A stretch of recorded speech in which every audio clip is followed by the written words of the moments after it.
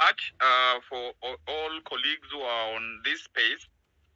I think first of all, I wanted to say, because I know there is a time constraint, but I wanted to say we must emphasize to the young people that they have really done us proud, because there is an attempt to demoralize them, to make them appear as if all their gains have been in vain. And I think there is one of the papers where I saw their work being characterized as Pyrrhic victory, a victory without victory.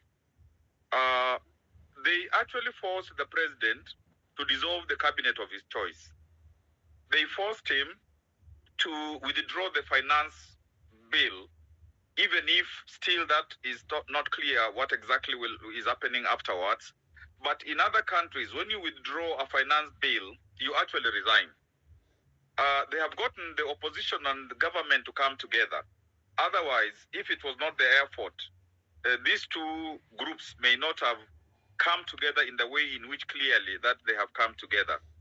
They have told Kenya that we must detribalize ourselves and be tribeless, and began to put in the mind of Kenyans that fundamental change is possible.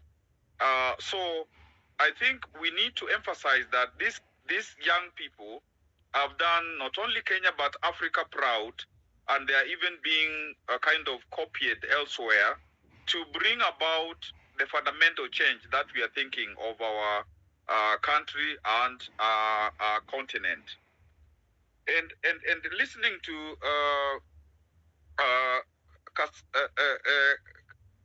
Samuel, he actually summarized that they want a clean Kenya based on the constitution and servant leadership that works for all. You know, and that's a very simple message that I had him put on the table, plus also in their conversations and in these spaces that exist. And I think listening to Miguna saying that there has to be a sustained struggle so that the fruit that is expected is born. That is not inconsistent with Nane Nane, which is very robust. And then as it unfolds, you know, there is work towards sustaining this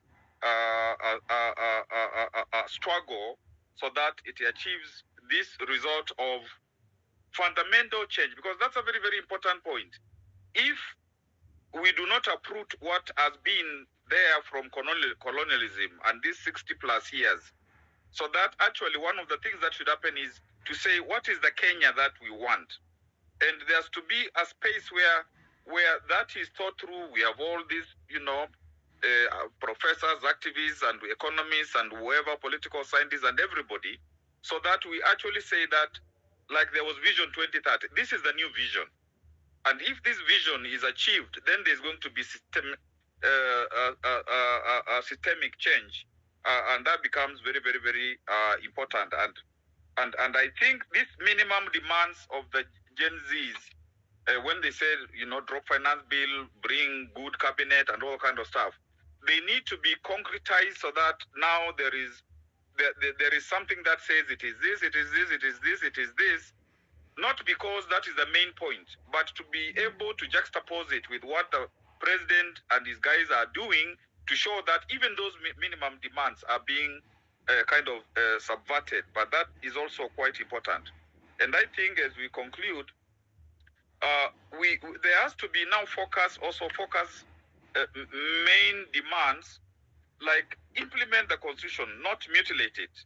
Because already we are hearing of another BBA, another NATCO, and stuff like that. That's a very important thing, because they are trying to look at how do they get prime minister, deputy prime minister, those positions, so that they can do their coalition now and share positions ethnically. So implement the constitution, not mutilate it. No more loans without our approval. And it was said that if people don't get money, the leadership doesn't get money, so that it can, you know, pay out to this opposition and so on, then it means that maneuvering is restricted.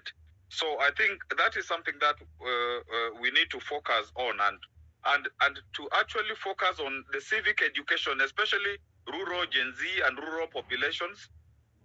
Also create a mentorship for the leadership like this from MCA, all these young people now who need to get into the leadership from MCA up to the president.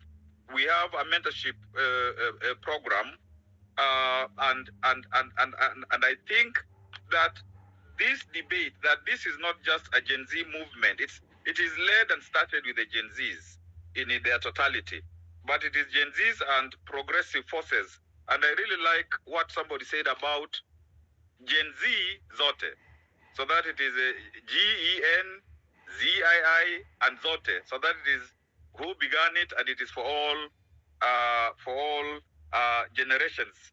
I really like that. And finally, I think the Gen Zs must give the other generations the authority to be part of it, so that the other generations don't keep away saying that we think we are usurping what you are doing, so that when people are coming to participate, they feel that they are supportive, they are not usurping anything, they are broadening what has been begun by the young people, and then, so that the Gen Zs, the progressives, everybody feels that those who want better for Kenya, better for our young people and everybody, are comfortable to continue.